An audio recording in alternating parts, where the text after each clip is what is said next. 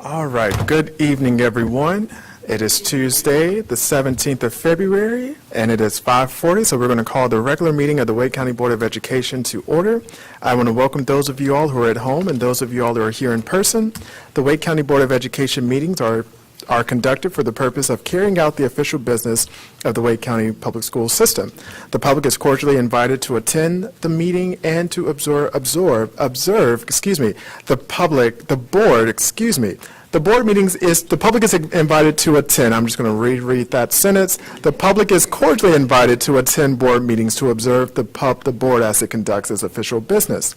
Any persons who willfully interrupt, disrupt, or cause any disturbance at the official meeting may be directed to leave by the presiding officer. Members of the audience should show respect for the speakers by refraining from loud comments or disruptions. Disruptions by any persons of the public will be subject to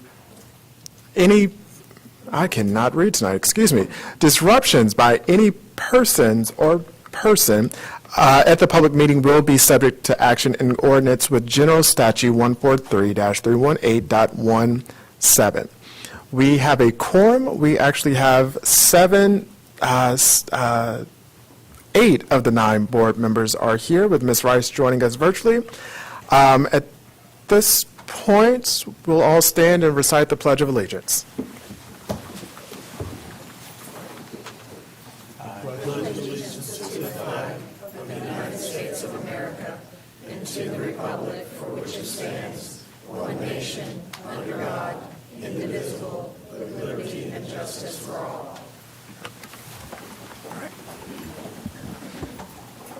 All right. Thank you, everyone. So before we get started, we will need a motion to approve tonight's meeting agenda. Is there a motion? Vice Chair Hershey? Motion to approve the meeting agenda. There is a motion from the Vice Chair to approve the agenda. Second. Seconded by Mr. Hegarty. We will log into Assembly so folks in the public can see. Our votes will be public on the screens. So yes, Ms. Allen, whenever you're ready, you can open up the voting for us. It's open. Okay.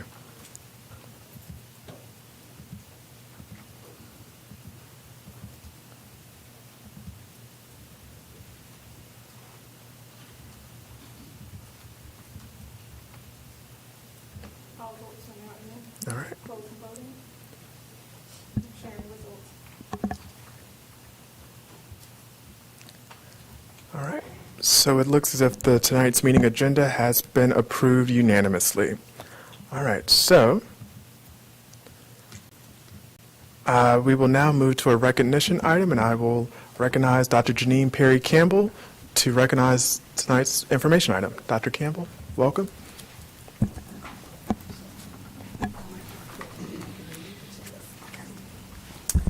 Good evening, Chairman Swanson, Vice Chair Hershey, board members, Dr. Taylor, and everyone here tonight. It is an honor to share highlights of our district's Black History celebrations. I'm joined by special guests tonight, Mason and Addison Wright from Hunter Magnet Elementary School, Morgan Oliver, a senior at Garner Magnet High School, our Voices of Victory faculty and staff choir, accompanied by Dr. Will Chavis, and our distinguished alumni from Garner Consolidated, and it was a colored school. As we celebrate our 50th anniversary, we are sharing 50 stories of excellence. This year, Student and Educator Engagement has partnered with Academic Advancement to launch Legacy in Motion, Beats, Dance, History, and Joy. We will be reaching more than 700 third graders from across our district. Our third annual Black History program will take place February 26th and is themed Dare to Dream, inspiring the future, upholding the legacy. The event will showcase student talent and honor alumni through the premiere of our mini documentary, A Hidden History, a legacy project honoring Garner Consolidated School. This year marks the 90th anniversary of that school. It was established in its current space in 1936. Its history began in the late 1800s when newly emancipated Allen Hayward taught children in homes and churches. A Rosenwald school was followed in 1919, and in 1936, a permanent campus was built, serving generations until integration in 1968. We invite you to learn more at our Black History program, and for now, please enjoy a brief glimpse into their stories.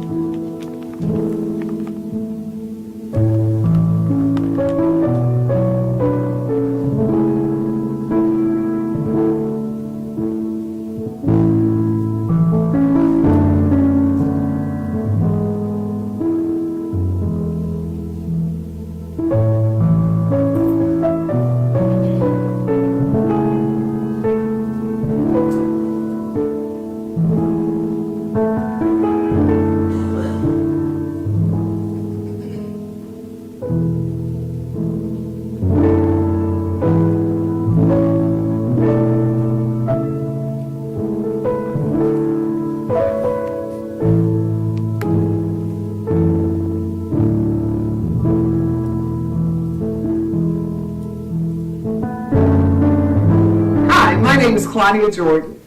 I grew up on Lake Wheeler Road, but back then it was Route 10, Box 253. And I attended Garner Consolidated, currently retired from the City and County of Denver. I was a judge there for Denver County Court. I was a judge for 20 years. I was a public defender, and I had my own practice for 7 years. So I had I think, outstanding legal career, and I think I owe a lot of that to my first teachers at Garner Consolidated.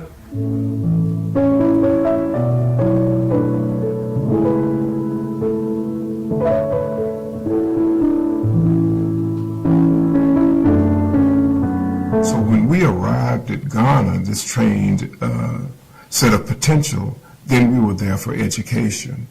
We already were trained, so we needed to be educated. And boy, did we get educated. The teachers, the staff, the cafeteria workers, the janitors, all poured into us. And they did so because we came from backgrounds similar to each other. And they understood what was facing us as we went out into the world. When we left Ghana, we were prepared.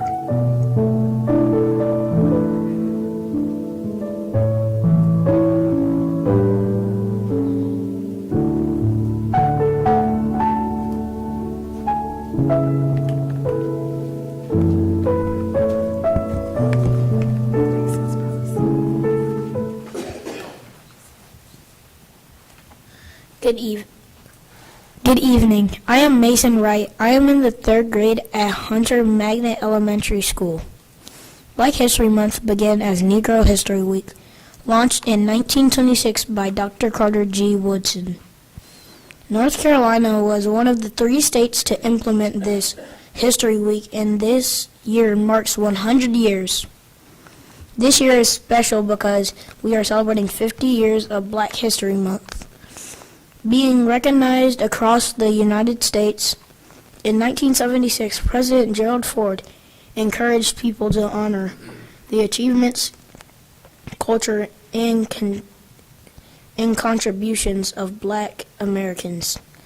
Since then, schools and communities have learned, reflected, and celebrated Black excellence during the month of February. Also, in 1976, Wake County Schools consolidated with Raleigh City Schools to form the Wake County Public School System. that we know today. When our system merged, it created one community focused on giving all students opportunities to grow and succeed together.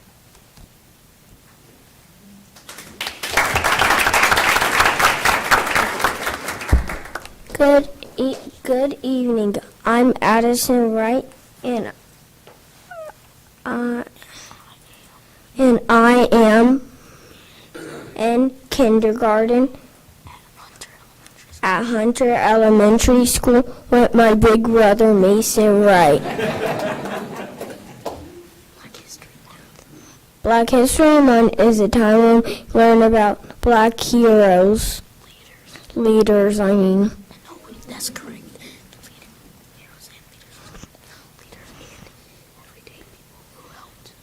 And every day who black people, everyday people who helped our communities just like me.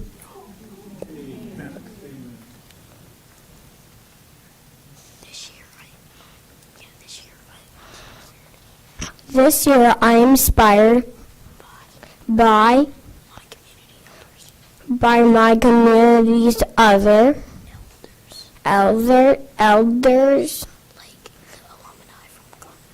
like the alumni from Gardner School. I strive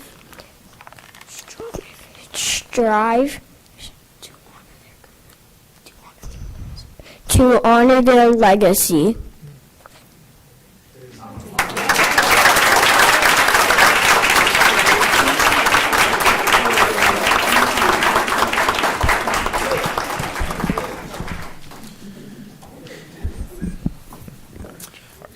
Good evening, everyone. My name is Morgan Oliver. I am a senior at Garner Magnet High School, and I stand before you guys today representing the Garner Black Student Union. This is an organization dedicated to the excellence, community, and student voice.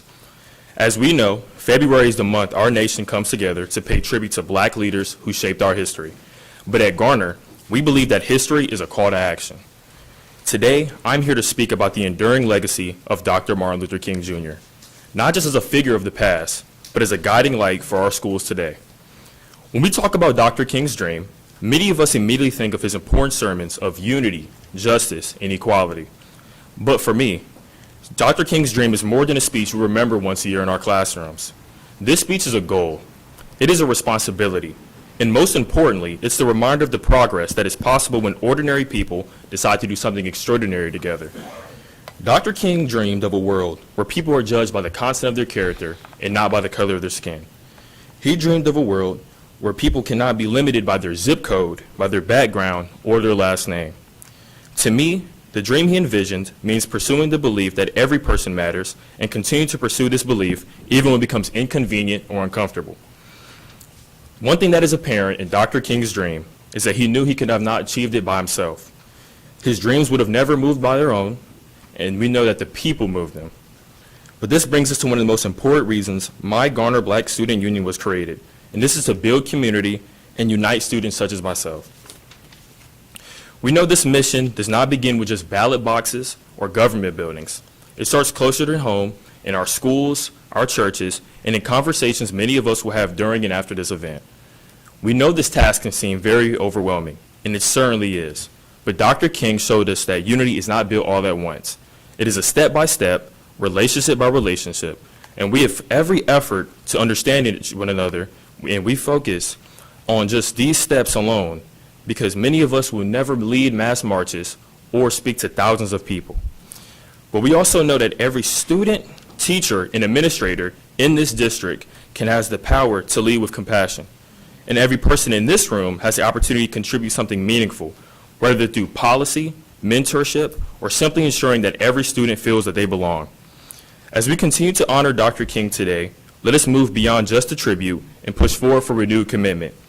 Let us ask ourselves, what does a world shaped by Dr. King's dream truly look like? And what are we willing to do to push it forward? Are we creating bridges to the future or walls to halt its progress? And are we willing to do the work and simply not just remember King's words. In the end, this speech is not just a speech I was tasked with giving today. It's a reminder that we all have a shared goal, and that real change begins with ordinary individuals just like you and me. Just like Dr. King's dream did not fade when he stepped off of Lincoln Memorial, it lives on with the choices that we make every single day. And if we continue to listen to his message and act upon it, then his dream does not remain just in the past, it becomes a part of our future. Thank you.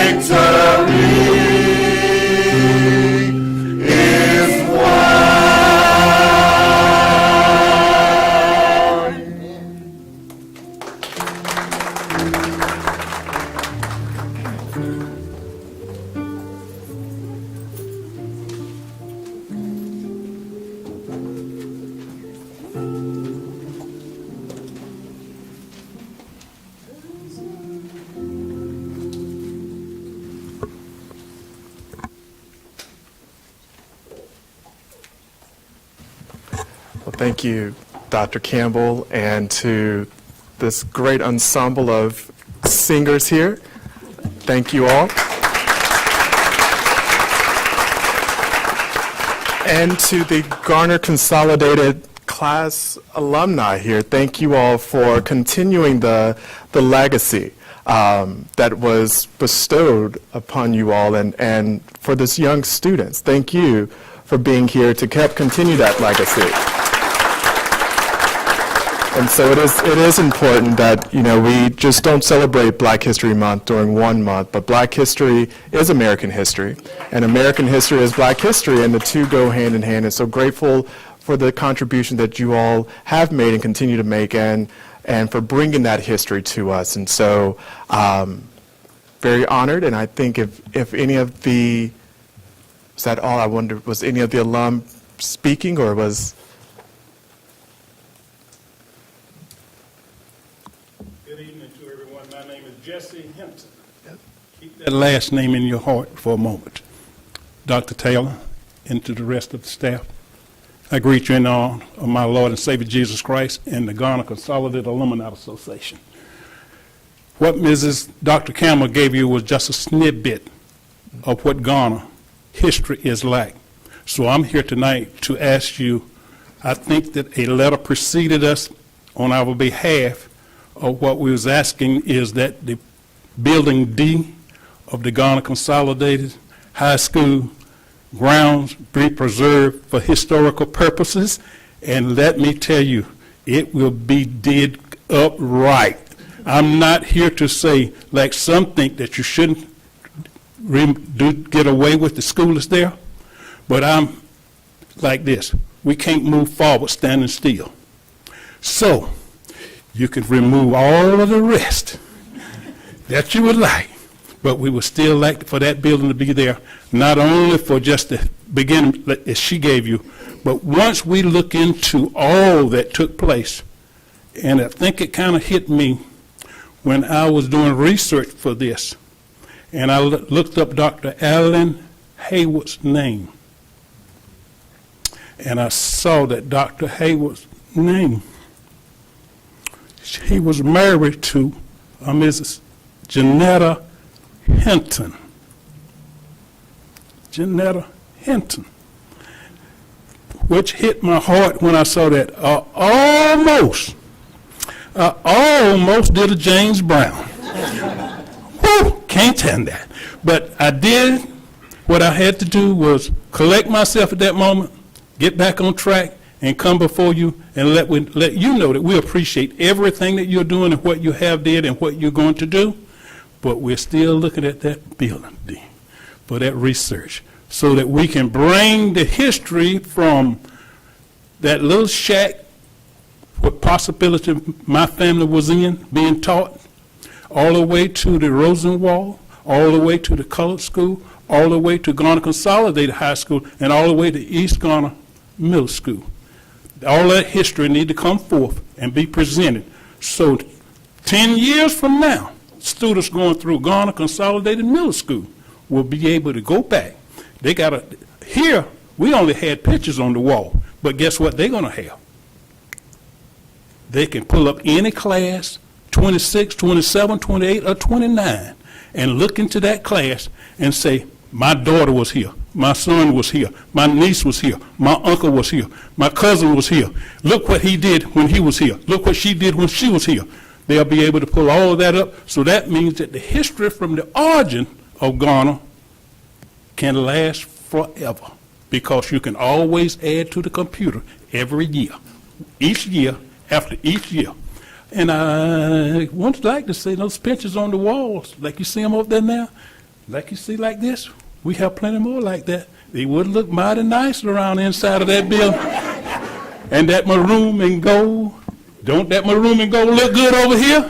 It looks good on the wall. Thank you so very much, and I appreciate your time. Thank you. Thank you all for being here.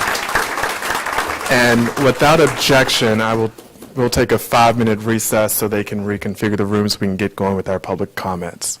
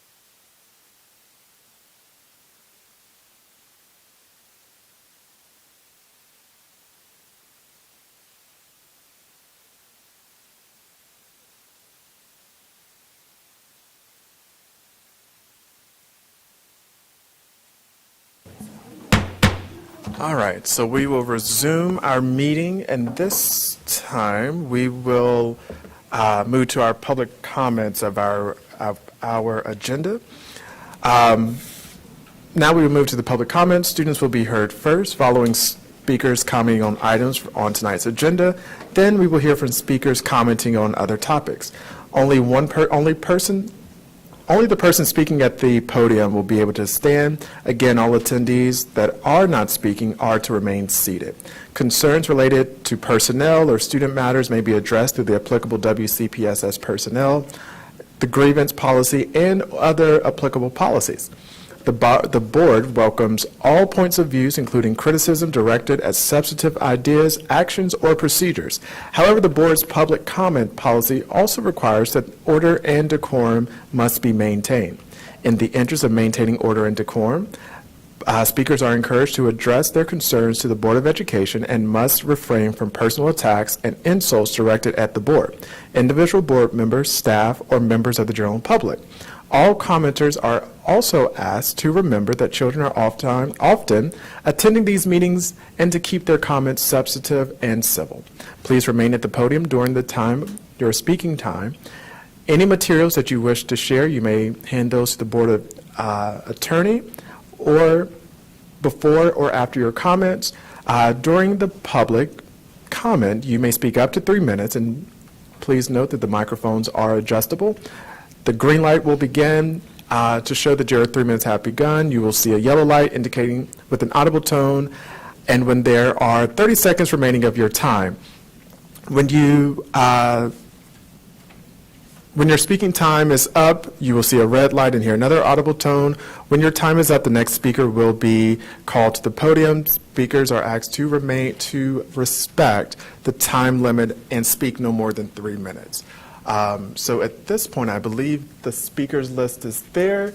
So speakers, when you come, if you will state your name. And so we'll start with our first off-agenda student speaker. Welcome.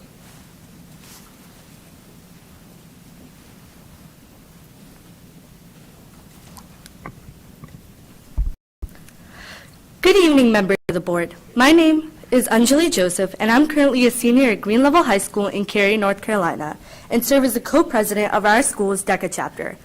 I wanted to quickly take this opportunity to communicate the importance of supporting career and technical student organizations, such as the Distributive Education Clubs of America, also known as DECA, as well as share some of my experience having been a part of this club for 3 years and on the board for 2. Starting off with some background, DECA is an organization targeted towards preparing emerging leaders and entrepreneurs for college and careers. They do so by focusing on 6 main career categories involving business management and administration, entrepreneurship, finance, hospitality and tourism, marketing, and personal financial literacy. With 3 levels of competition, including the district, state, and international conferences, students can expand beyond their school to network with a variety of different competitors and professionals. But DECA isn't just a club for people solely interested in solely these categories. It expands to those interested in all sorts of career fields, too, such as healthcare, which I wish to pursue, and others such as engineering, education, arts, communication, or literally any field. This is because DECA also focuses on something else, soft skills. Skills such as communication, public speaking, leadership, time management, problem solving, creative thinking, and so much more, which apply to all careers beyond just business and finance. At Green Level, our chapter focuses on helping our members develop these soft skills by conducting workshops in preparation for competitions, hosting mock competitions, arranging social events in partnership with other schools, and organizing networking dinners with professionals from all sorts of career fields.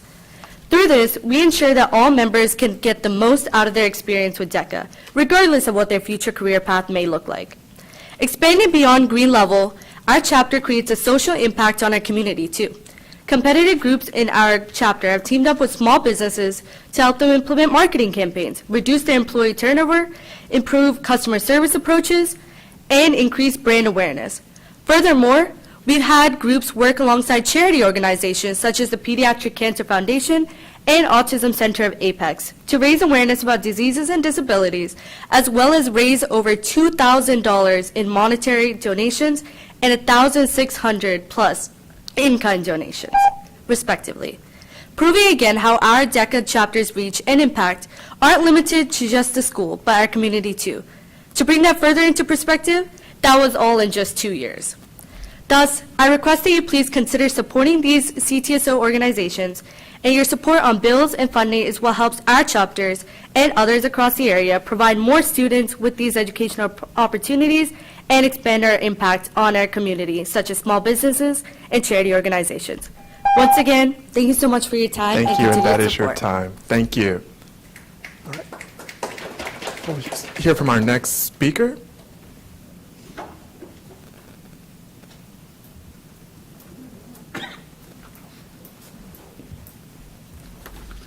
Good evening. Good evening. My name is Kelly Wood. I am a Ligon alumni, and I'm here tonight as representative of the Ligon PTA Board to speak to you all, and I just want to thank you for your service and thank you for being here this evening.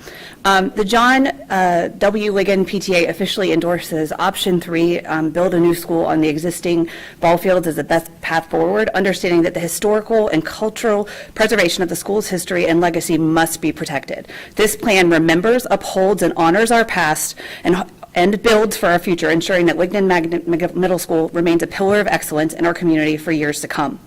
For 73 years, Ligon has stood for excellence, perseverance, and dedication. To honor that legacy, we must ensure that the structure itself can sustain the demands of the current educational needs and the school's growth. This is the best way for Ligon to live up to its legacy today. Through assessments of the current Thorough assessments of the current structure demonstrate that even with substantial investment and renovations, the building can no longer meet the needs of future generations of students. For this reason, the PTA officially endorses Option 3, build a new school on existing ball fields as the best path forward.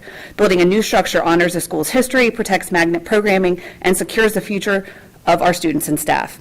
We chose Ligon not only for the rich history of the school, but also the unique opportunities afforded by Ligon's flagship magnet programming. Our organization advocates for Option 3 based on the following key factors.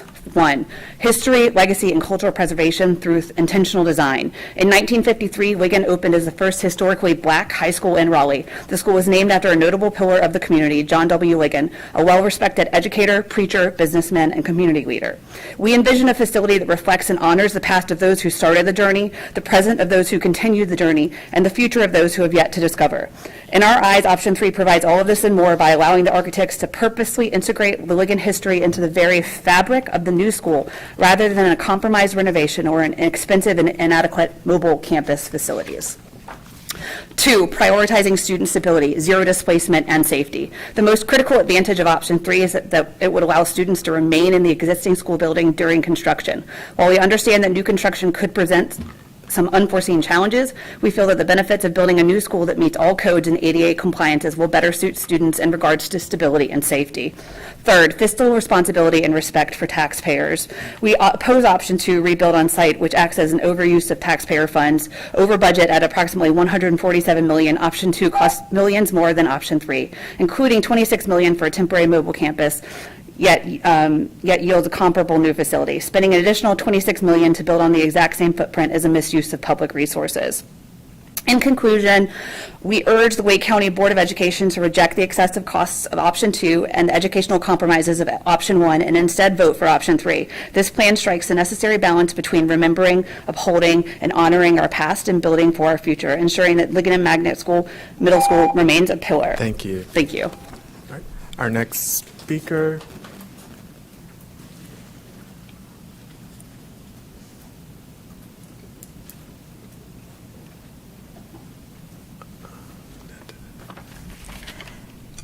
Good evening. My name is Amanda Warren. I live in Willow Springs, and I have 2 sons in Wake County Public Schools.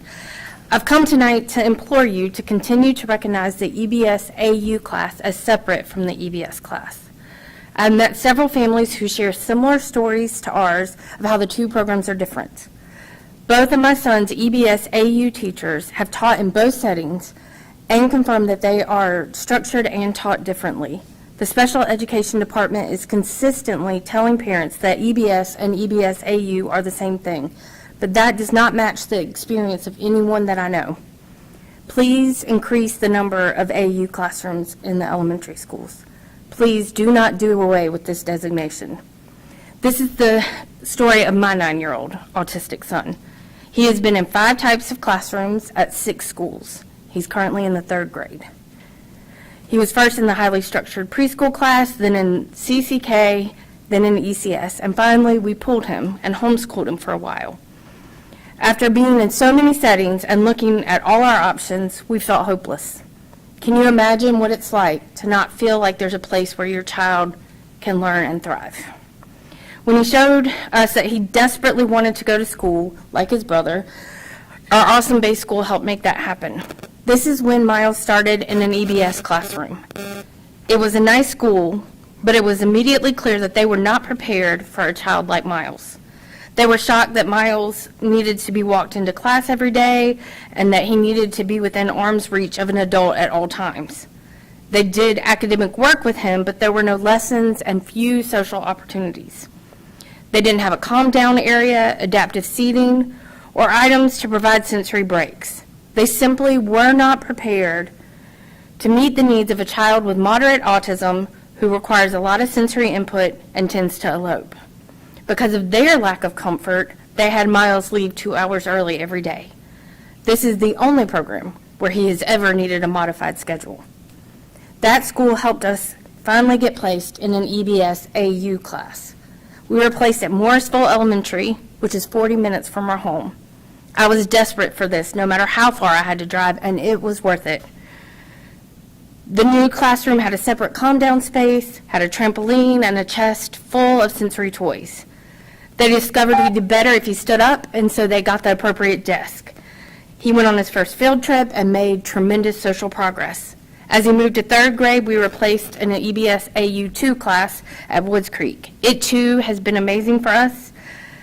Miles has grown academically and is eating lunch and interacting with his peers. This has meant so much to him. Please make them available to students like him. Thank you.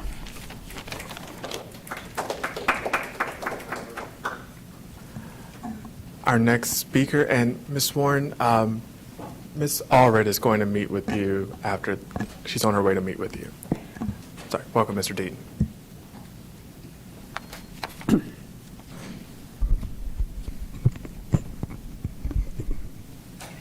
Joseph Deaton. In several hundred sexual abuse trials of school employees, almost always bystanders testified that they had observed suspicious grooming behaviors but did not say anything. They did not see actual abuse, so they worried about wrongly accusing someone more than protecting children. They feared conflict with their colleagues and retaliation from principals. The record shows that those fears were justified, indicating a serious problem with school culture. When abuse is finally exposed, it's obviously too late because it already happened. Policy 4240 requires reporting appearance of impropriety, but doesn't say what that means. The big thing that is missing from your policy is a list of specific grooming behaviors that must be prohibited and require reporting. You cannot anticipate all that are possible, but listing the common ones will give the people a clear idea the types of things they must report. For example, tutoring a student one-on-one behind closed doors is not currently prohibited, but it should be because many criminal cases started with that. Then if it is observed, the principal must ask the teacher what part of that being prohibited did he not understand. Tutoring must be done in an open area such as the library. The teacher would probably apologize immediately, and hopefully that would be the end of it. You may have saved a teacher's career by enforcing boundaries, not to mention heading off a potential statutory crime and another lawsuit. The Title IX investigators should still make a preliminary inquiry to find out what else he's been doing, hopefully turning up nothing. A description of any violations should be placed in the personnel file so there's documentation in case it continues. A preliminary inquiry need not be made public or reported to law enforcement if only a minor violation, so you're not ruining someone's reputation. Protecting children must be the top priority above concerns about adults. Thank you.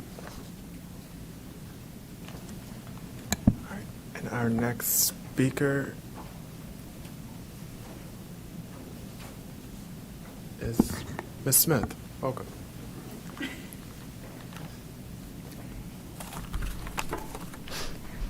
My name is Jessica Smith. I'm here tonight to talk about students in our district with disabilities, including my 7-year-old daughter Jameson, who is autistic. Diverse needs require diverse options. We know that one size fits all does not work in education. Jameson is in the EBS AU program at Woods Creek Elementary.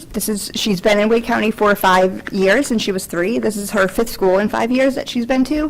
Being in EBS AU is the very first time that she's ever felt like fundamentally emotionally safe, and it's where she's really starting to like progress and thrive, and we're just seeing a lot of changes in her communications growing. And if we're not meeting kids' most basic fundamental needs of them feeling safe and secure and accepted and included and understood, then they're not able to learn.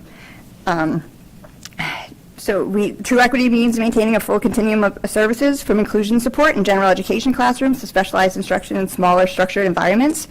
Every child can learn in the least restrictive environment.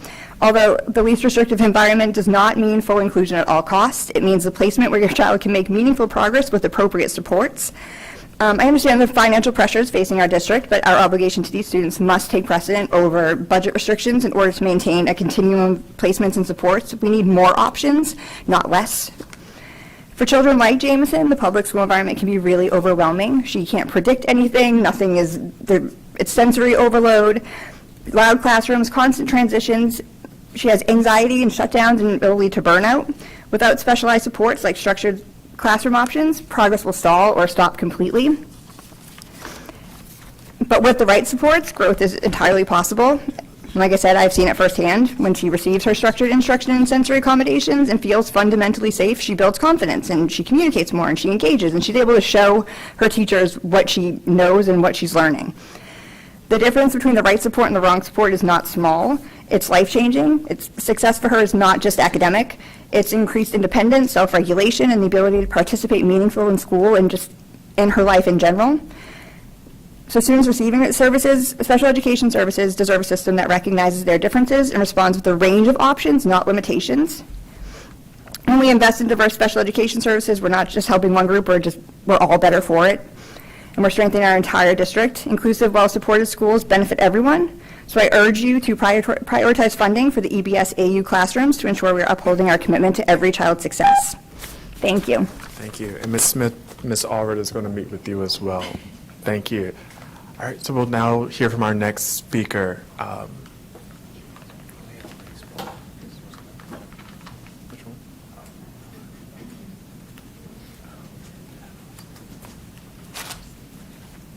Hello, I'm Judith Bullock, and I want to start out again, as I did last time, by thanking you all for your public service.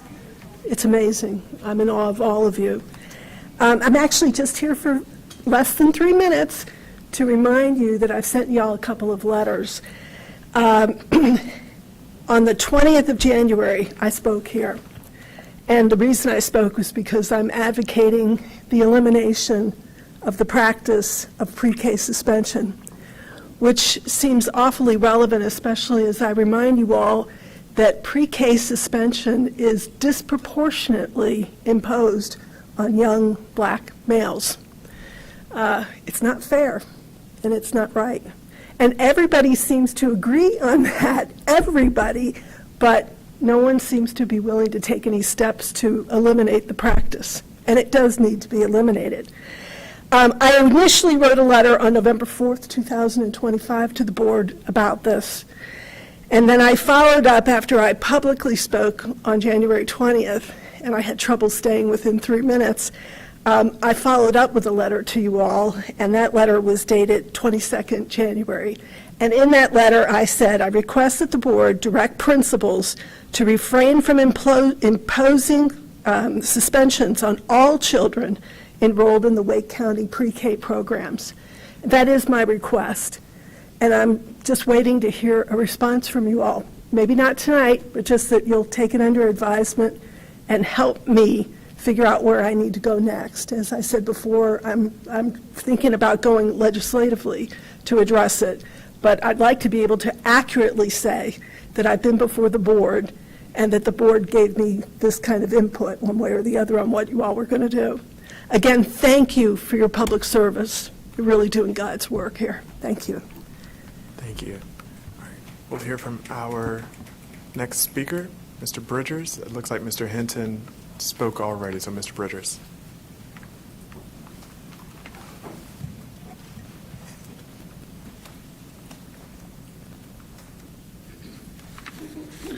Richard Bridgers.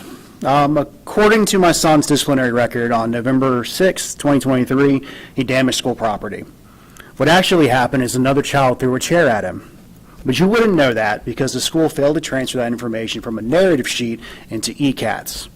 The shadow document isn't readily available to parents, and in my son's case, it seems like the school failed to transfer any pertinent information that made them look bad to his disciplinary record. They also failed to track how much time my son spent away from instruction, even though it's clearly a box marked for that information right here. In my son's record, you'll also find 2 entries on October 11th, 2024, listing him as receiving a full day of in-school suspension. There's 2 entries because the schools changed their narrative after I had the audacity to question why a school leader would ruffle my child's hair when he was clearly in a bad mood. I can literally show you where they changed this information. I can literally show you information that says he's not suspended or anything. These are just 2 of the more than 20 ludicrous items that I asked to be removed from my son's disciplinary record in December. The principal declined, sent me to due process. We had a meeting scheduled. For whatever reason, you told them to cancel that meeting. They passed it off to the superintendent. I updated my request on January 8th of this year. Now, because it's changed hands so many times, I don't know if we're dealing with Board Policy 4700 subsection H, subsection 1, or subsection 2. But either way, I should have received either a decision on that request, a hearing on that request, or a request for more time to process the information. It's been more than a month, and the only thing I've received is acknowledgement of that receipt. I've been dealing with y'all for a year now, and this is just another situation where the system is operating in defiance of board policy rather than within its confines, and I'm tired of it. I'm sick of it. I'll be sitting right over there for the rest of the night with these documents in hand. If any of you would like to see what's actually happening in your schools and not what they're telling you is happening in your schools, I can show you. And before I leave, I do want to comment on Crossroads Flex. I'm a former firefighter, and our training manuals are littered with examples of the dangers of overcrowding and failure to have proper fire safety protocols in place. And you guys were operating a school at almost double capacity, improperly zoned, without proper fire safety standards.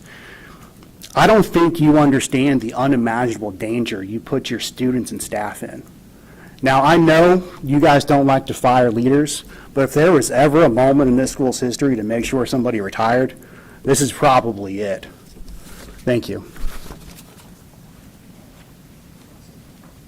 That concludes public comments. We will now move to the consent agenda. Board members, please make sure that you are signed into Assembly to cast your vote, and I will pause so board members can cast their vote. Is there a motion to approve tonight's consent agenda? So moved. It's a motion by the Vice Chair. It's been seconded by Mr. Hegarty.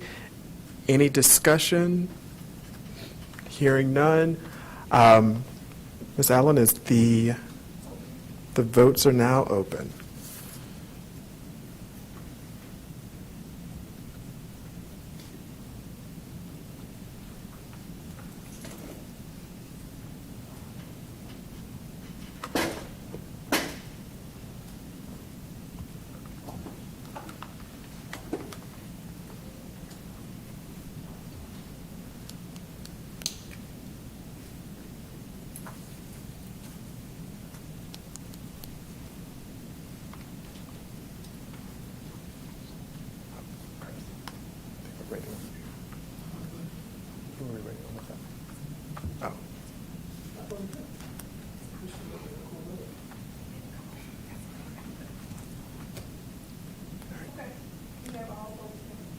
Thank you, Ms. Allen. And tonight's consent agenda. Sorry.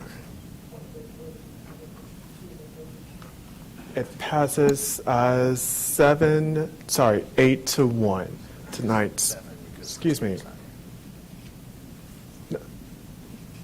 7-1, I'm sorry, 7-1. I picked up the wrong glasses, so I cannot see too well tonight, so that's a me thing, thank you. All right, so now, with that being taken care of, we will now turn to, I believe it's Dr. Crane for our action items. If I can get my tabs open. Yes, Dr. Crane will present Board Policy 7210, Staff Involvement in Decision-Making for first reading. Welcome, Dr. Matillo and Dr. Crane. Thank you, Chair Swanson. Tonight, I'm bringing Policy 7210, Staff Involvement for Decision-Making for first reading. The Board considered this policy at the February 3rd Policy Committee meeting. We had a robust discussion at the time, mostly focused on clarifying that staff involvement in decision-making should be provided as an opportunity to staff, and principals should not require staff to provide input. In the draft you have, the black text is from the School Board Association's model policy, with the blue being the text showing original staff changes. The Policy Committee meeting was held virtually due to inclement weather, and during that meeting, the committee added text in the second paragraph, shown in purple, to clarify appropriate involvement, specifically timely, meaningful, and clearly communicated opportunities for input, and to also provide examples of opportunities such as invitations to participate in committees, surveys, meetings, or advisory groups. Staff added some additional language that you will see highlighted in yellow just to create a second sentence that includes this language. And then the language in purple is what the Policy Committee agreed to add to move forward for first read this evening.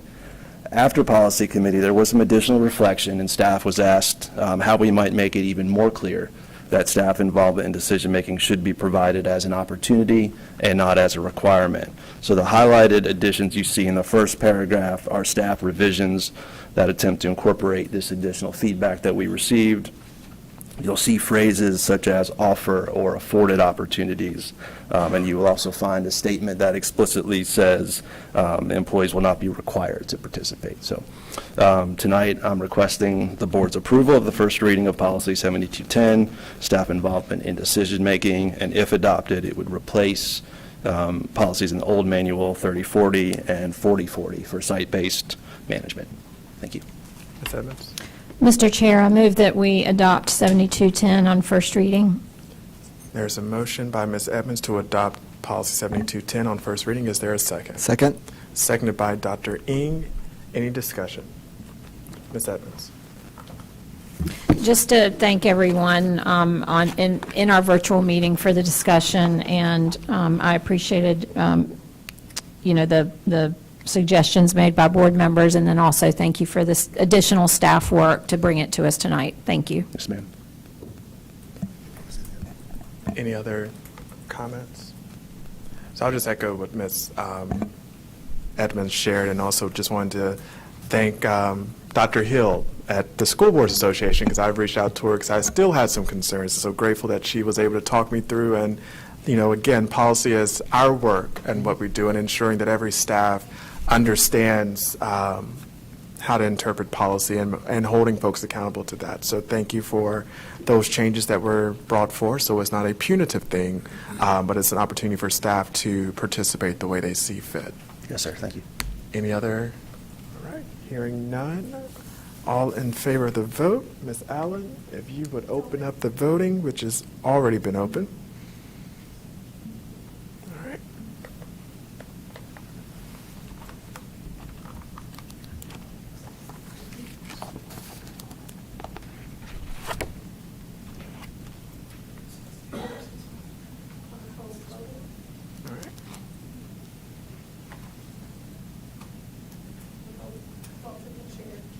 All right, so the policy passes 7-1.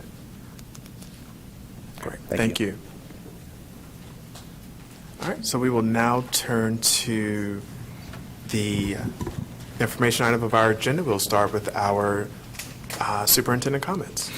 Thank you, Mr. Chair, and good evening to everyone. I have plenty of good news to share with you, including several recognitions for our outstanding teachers. I'll start by congratulating this year's recipients of the Diane Kent Parker First Year Teacher of the Year Award, which honors 4 exceptional educators in their very first year in the classroom, and so do recognize that they are currently first-year teachers. I had the privilege earlier today of surprising each of these winners with the big announcement at their schools. At the elementary level, we recognized Jonathan Park of Hunter Magnet Elementary, whose colleagues say brings an energy and instructional clarity that makes students feel both challenged and supported. Our middle school honoree is Lisa Brooks of Centennial Campus Magnet Middle, who is described as the teacher who builds strong relationships while creating a classroom culture rooted in high expectations. And the high school level, Kelly Power of Millbrook Magnet High School has already distinguished herself through thoughtful planning, strong content knowledge, and a commitment to helping students see themselves as capable learners. In the area of special education, Takora Smith of Holly Springs Elementary was praised for being a pillar of consistency, collaboration, and compassion in her very first year. Her principal shared that she is the kind of educator every school dreams of, one who leads with love, grows with grace, and shows up for her students every single day. What unites all 4 of these educators is not just talent, but a willingness to continuously improve in service of their students. Their work reminds us that the future of education in Wake County is in very capable hands. So again, congratulations to each of these outstanding first-year teachers, and thank you for the impact you are already making in your school communities. I'll tell you, Mr. Chair, this was one of the highlights of my day, being able to go out and see these first-year teachers. And it certainly reminds me of what it was like when I was a first-year teacher. Next, I'd like to recognize the 20 semifinalists for the 25-26 Teacher of the Year who were announced last week. These educators represent the best and brightest from across the district. They were recognized by their principals and peers for the outstanding work they do in the classroom each day. 10 finalists will be named in April, and the Teacher of the Year will be named May 20th. You can find this year's semifinalists on our website. If a teacher at your child's school received this honor, please send a note to congratulate them. Congratulations are also in order for the 162 Wake County educators who achieved National Board certification in December, widely recognized as the gold standard in teaching. I also want to recognize that 356 teachers who successfully renewed their certification through the rigorous maintenance of certification process. Together, these educators demonstrated an extraordinary commitment to reflection, continuous improvement, and instructional excellence. More than 3,250 teachers have earned National Board certification while working in our district, placing Wake County among the national leaders. I will say, Board, that my understanding is that we had the most nationally certified board, national board certified teachers of any district in the nation. So while this says among the leaders, I do think we are the top. The process requires deep analysis of teaching practice, student outcomes, and professional impact. We remain committed to supporting teachers at every stage of this journey because high teaching standards directly support student success. We are grateful for the expertise and leadership these educators bring to our classrooms every single day. I'd next like to highlight a special celebration called Legacy in Motion, which will take place February 23rd through 25th at East Garner Magnet Middle School. It will commemorate both Black History Month and the 50th anniversary of our school district. More than 725 third graders from 8 elementary schools will participate in this experience designed to connect history, culture, and joy in a meaningful way. Students will sing Lift Every Voice and Sing, enjoy step and dance performances, and participate in African American drum circle rooted in call and response traditions.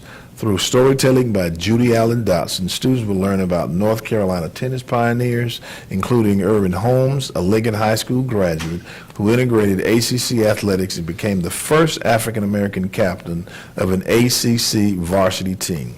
Holmes later became the first black graduate of NC State's College of Engineering and was inducted into the NC State Athletic Hall of Fame, a powerful example of perseverance and leadership for our students.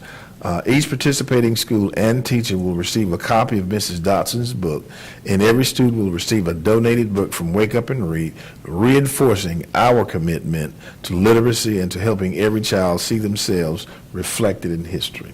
Finally, we just celebrated the Bus Driver Appreciation Week last week when students, staff, and families from across the district let our drivers know just how loved and valued they truly are.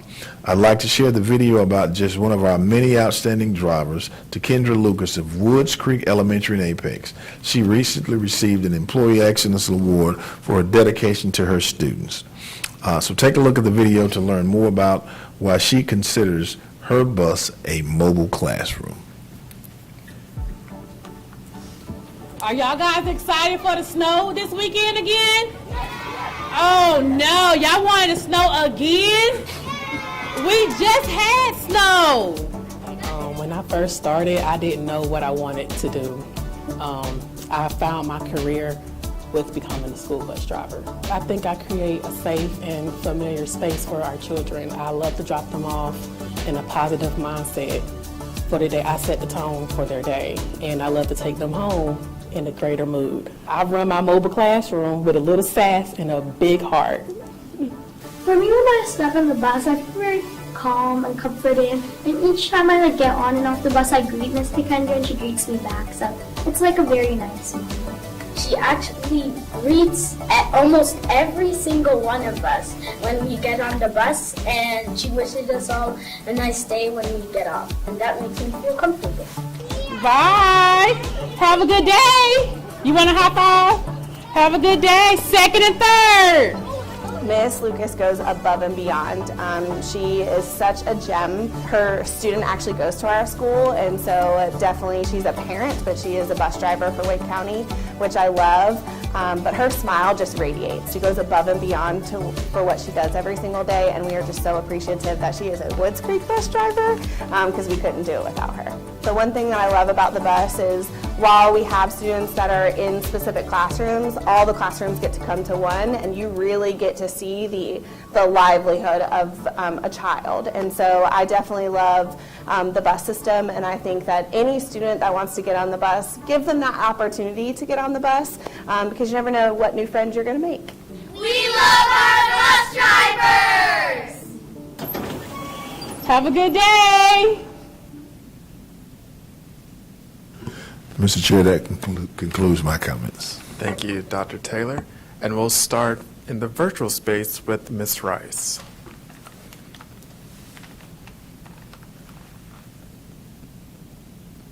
Oh, there we go. Good afternoon, everybody. Thank you so much, Chair Swanson. Good evening, District 4 family, staff, and community partners. First, I would like to extend a heartfelt thank you to Principal Morgan of Rogers Lane Elementary School for graciously hosting our February District 4 BAC meeting. Your leadership and hospitality are deeply appreciated, and we are grateful for your commitment to engaging families and community stakeholders. I also want to extend my sincerest apologies to our District 4 families who felt torn between attending the BAC meeting and the Lincoln Middle School renovation project meeting. Our families should never have to choose between two important opportunities for engagement within our district. I have strong confidence that Dr. Taylor and our district staff will work diligently to ensure scheduling conflicts of this nature do not occur again. Your voice matters, and your presence is valued in every space where decisions are made that impact our students. A special thank you to Dr. Janine Perry Campbell for leading our Black History programming for the third time this year. Your dedication to ensuring that history is honored, elevated, and used as a bridge to progress is truly commendable. As we celebrate Black History Month, we are reminded that understanding our past strengthens our ability to move forward with purpose and unity. I remain excited about how we continue advancing Wake County Public School System's vision, which is students will be prepared to reach their full potential and lead productive lives in a complex and changing world. So February also brings important awareness moments, American Heart Month, National Hot Breakfast Month, early voting through February 28th, and then of course our election on March 3rd. These reminders highlight how civic engagement, health awareness, and access to nutrition all intersect with student success and community well-being. So, of course, tonight our wellness tip centers around intellectual wellness, the practice of engaging in critical thinking, lifelong learning, and informed decision-making that positively impacts our community.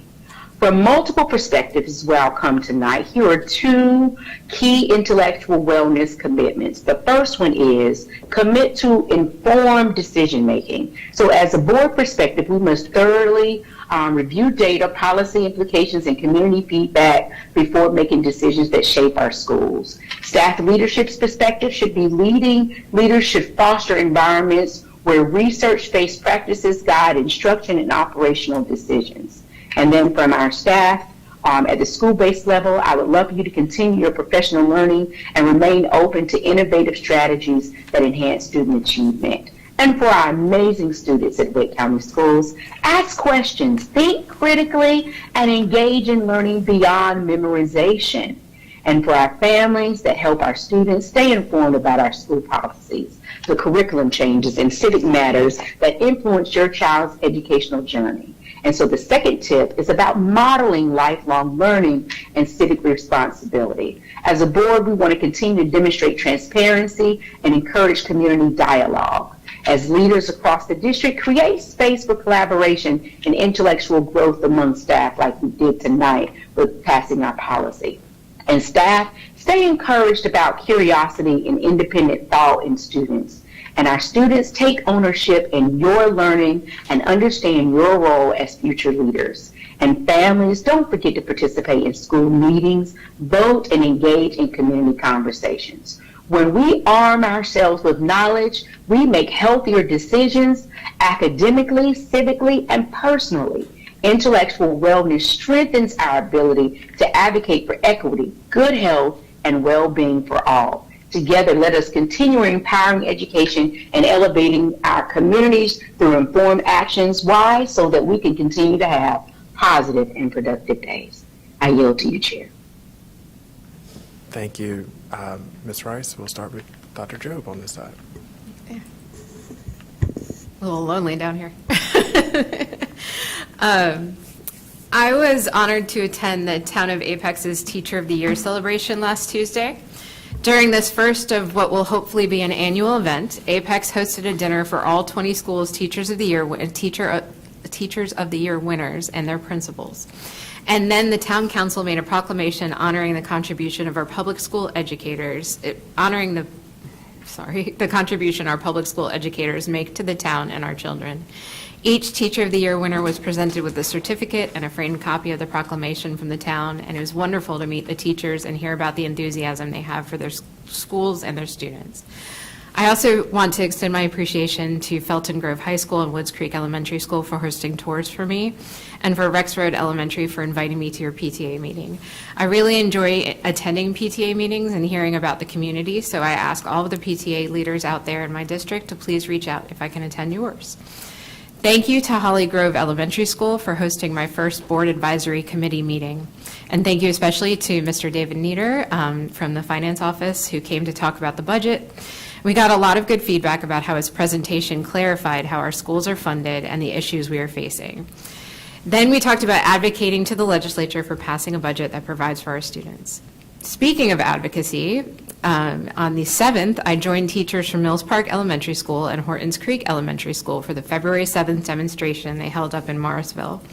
If you recall, the 7th was exceptionally cold. It was 30 degrees out with 35-mile-per-hour winds, which provided a wind chill in the teens.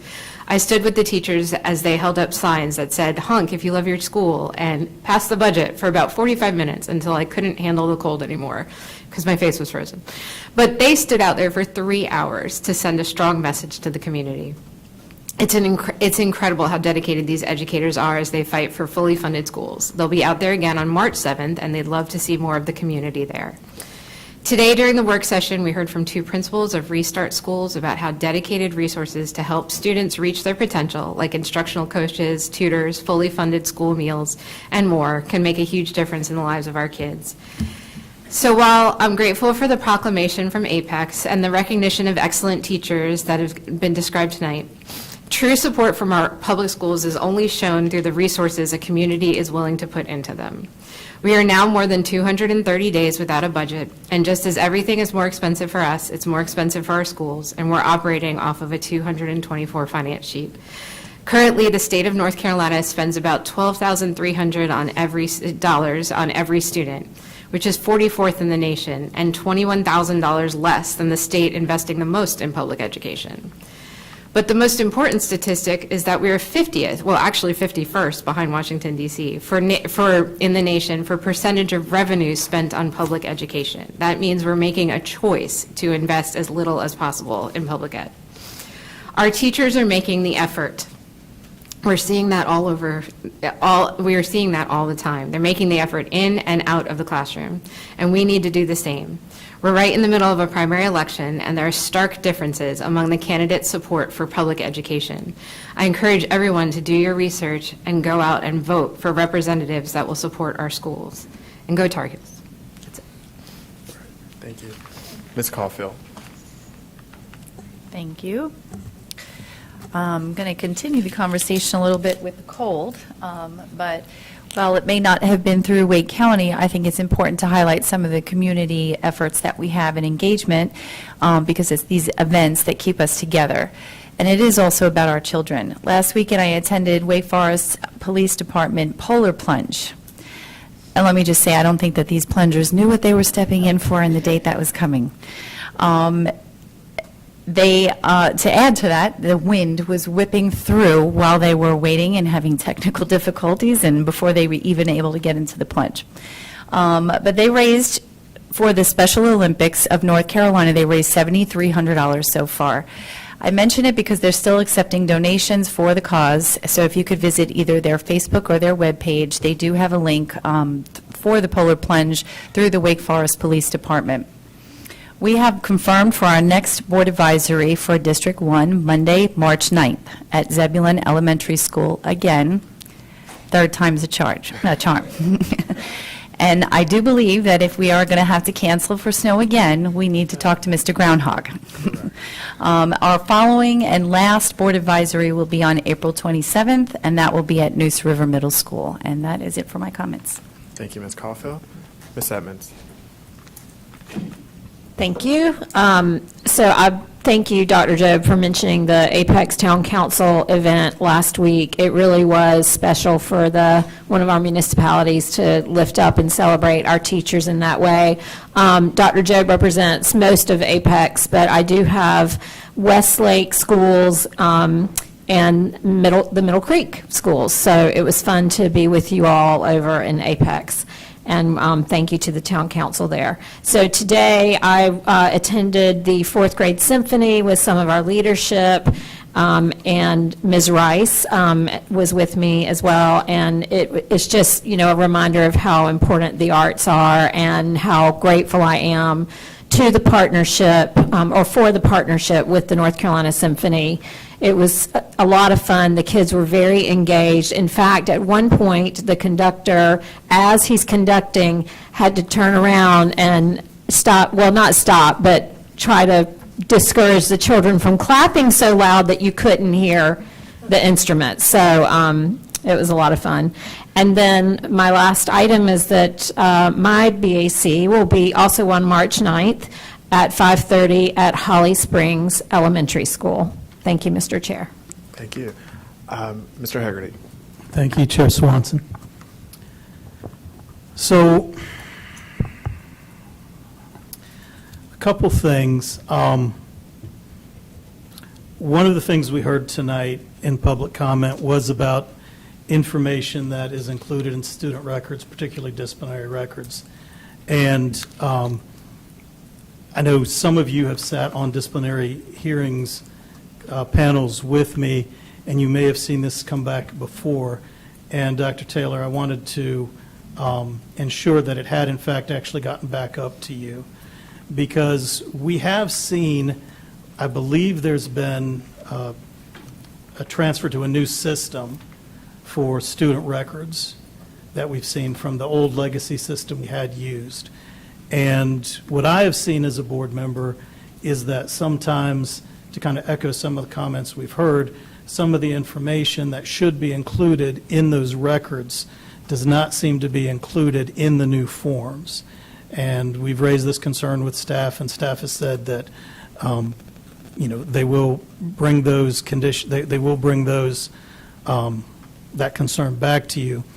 But my question that we don't need an answer to tonight, but is about just training specifically for new principals and administrators who might be put into a situation where they haven't had to fill out records before, or maybe haven't had to fill out these records in the new system, just to ensure that everything is getting entered accurately.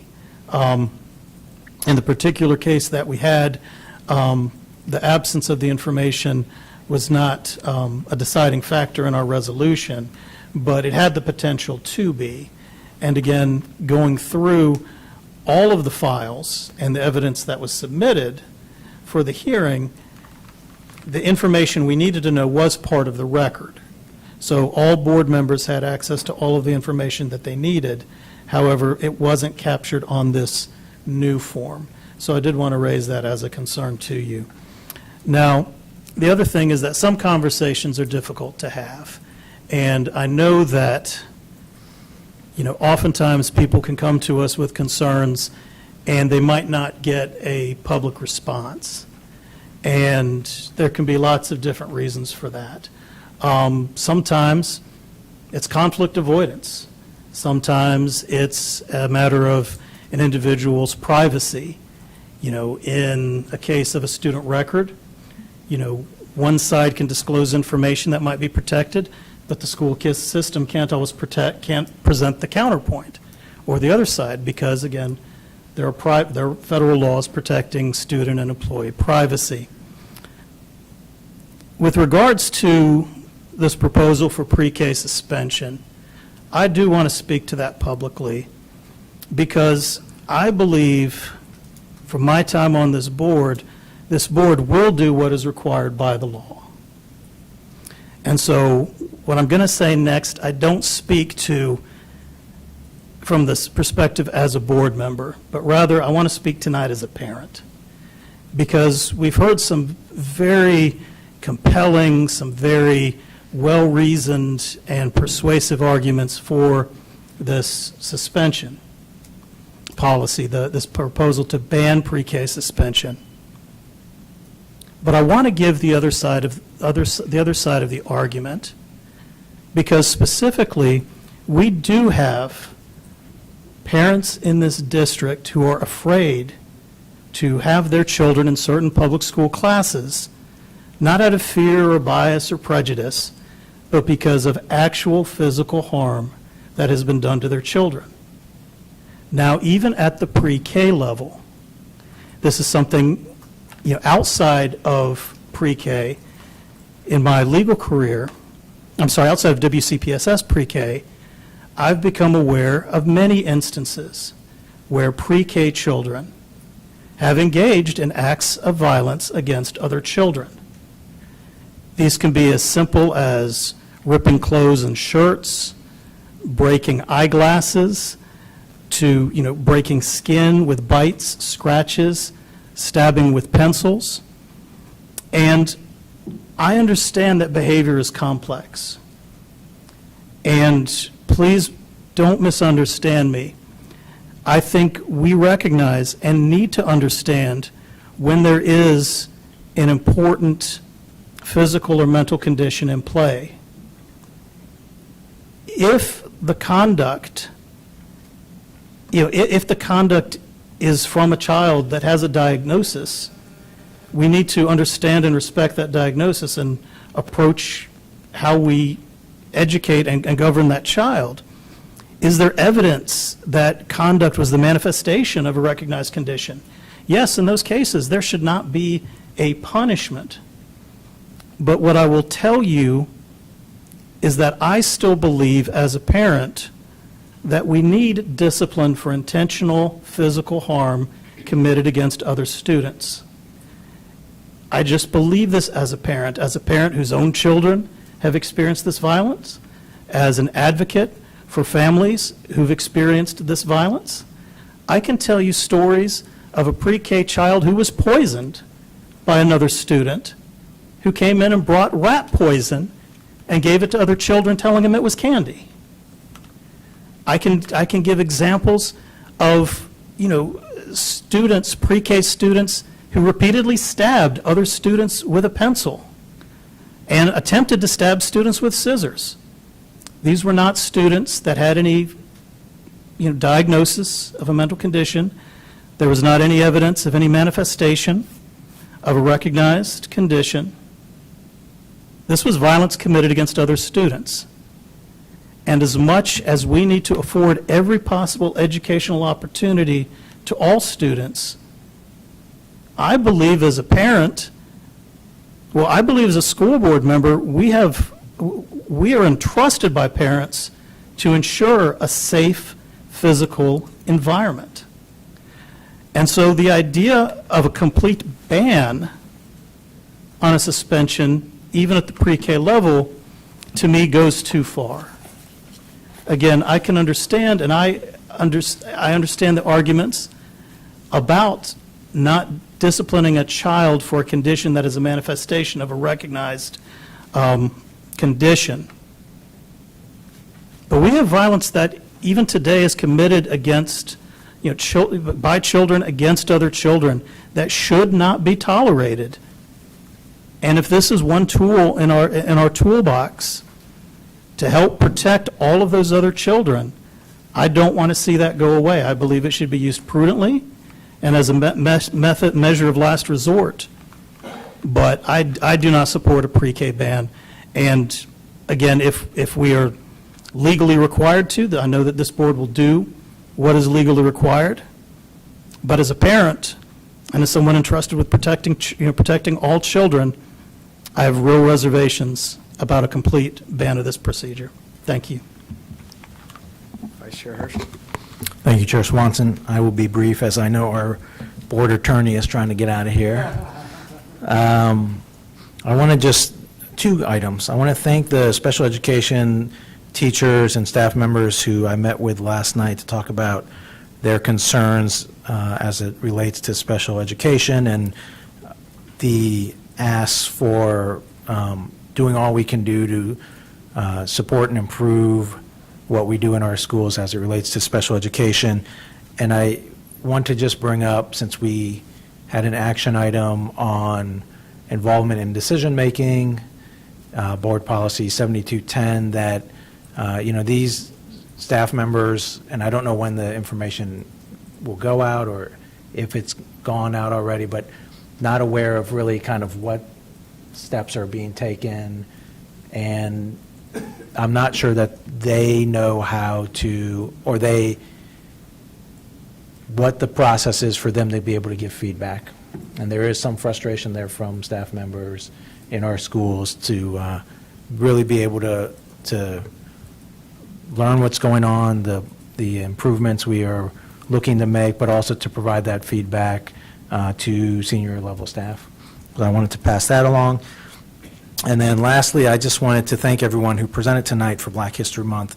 It was powerful and moving. I really appreciate it. And I will briefly just say that to stand with my colleagues, staff, our school, our students, our families, that Black history is indeed American history. We must continue to build bridges, as the young man eloquently talked about in his speech in in the action item tonight. And that despite the challenges we face as a school board when it comes to stuff like not having the budget, to quote, and may Jesse Jackson rest in power, to quote him, we must keep hope alive that we can do better always as a school system, and we will get through this. And I yield back, Chair Swanson. Thank you. So I will start by saying Happy Lunar New Year. this week and last week, and I've had the opportunity to participate in some of the celebrations that took place in Western Wake that was hosted by Representative Yalu, Cary Town Council Member Bella Wong, and Apex Town Council Member Sue Moo. So thankful for their leadership and partnership, and also wanted to thank Ms. Joyce from Dillard Drive Elementary School for inviting me. Ms. Edmonds, I was reading to some kindergartners on, I think it was yesterday. So I wanted to thank Dr. Sykes and Ms. Joyce for allowing me to read 2 books to the students. My Fresh Fade and I Believe I Can. And I learned from the students, number one, they were telling me all the teeth that they were losing, and if I was losing my teeth, and I told them I'm at the age now where if I lose teeth, they don't grow back. And I don't want to empower and enrich my dentists.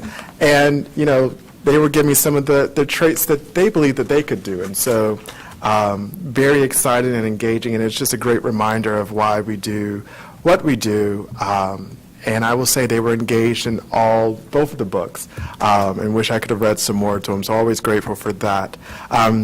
Last week, I could not be in Apex, which I have a small piece in my district, because I attended SCORE Academy's mid-year, and so always grateful for, you know, the work that happens at SCORE Academy and the stories, and, you know, hearing those students overcome what they've overcome and pushing forward to do the great work that they're doing. And so very grateful for the partnership. Commissioner Mile joined me over there. In fact, he beat me there, but always grateful to see our commissioners, you know, partnering with us.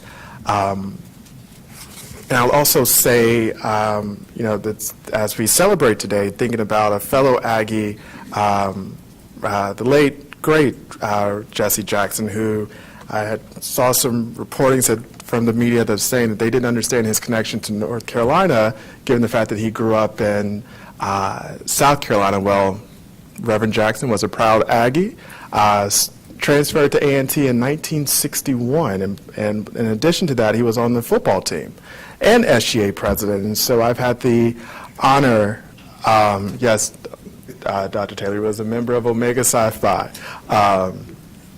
So I thought you was going to include that in your comments. But I had the opportunity of meeting Reverend Jackson many times when he came on A&T's campus, and one that stood out in particular was a march to the polls probably about 12 years ago in 2014 for the during that midterm election. He always talked about the importance of voting and civic engagement, and also to that point of building bridges. And so I know it's a major loss to not just the world, but to the Aggie community as well, because he and his son are beloved Aggies. So understanding that the work continues, and we are because of the shoulders that we stand on. And so we have much work that needs to be done and that can be done, and together we can create that human race, to achieve all the great things that needs to be achieved. And then finally, the superintendent and I met with Representative Perret and had some really great discussions, and so just thankful for her partnership and, you know, reaching out and hearing from us when we have concerns as the new session is getting ready to continue. And so grateful for those relationships and partnerships as we continue to move and do what is best for public education across the state. So with that, I think that will conclude my remarks. And before we can adjourn, I need to request for a motion to approve the HR recommendations and administrative transfers. So moved. Perfect. So we have a motion from Vice Chair Hershey. The motion has been seconded from by Ms. Edmonds. Ms. Allen, I do have a procedural question. Because it's not on the agenda, will that just need to be oh, it is? Okay. All right, so voting for that is open. Perfect. Thank you, Ms. Allen. Perfect. Sorry, we're utilizing new features, and so you'll see that we've been utilizing this voting procedure that is through Assembly. So this is a way for us being transparent and walking through our vote. So, Yes, it's showing you. okay. So with that, all right.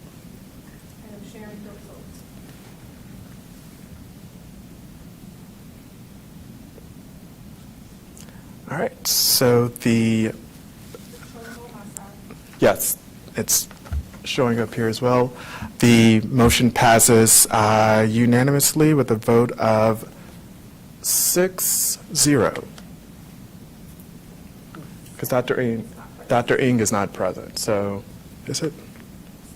Sorry, clearly I cannot count nor see today, so this is what class participation is about, seeing who's paying attention at the wee hours of the evening. So it is the vote passes unanimously with Dr. Ng not being present. So with that being done, at this point, there is no other business of the Wake County Board of Education. I will entertain a motion to adjourn. There is a motion by Dr. Job to adjourn. Is there a second? Seconded by Ms. Edmonds. Any discussion? All right, hearing none, the online voting is now open.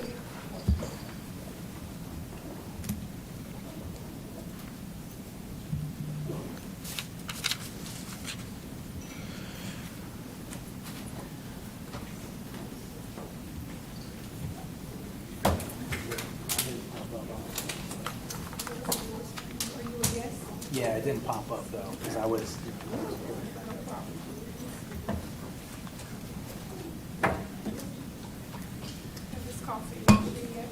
Ms. Coffey, are you a yes? I don't think it went. You can just say. Are you a yes, Ms. Coffey, or she can record it for you? Yes, she just hit record. So we are adjourned, but not returning for the information session. Right. As soon as and then there's food in the back, dinner. All right.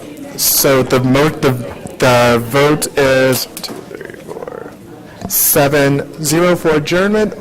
We are adjourned. Have a great evening, everyone.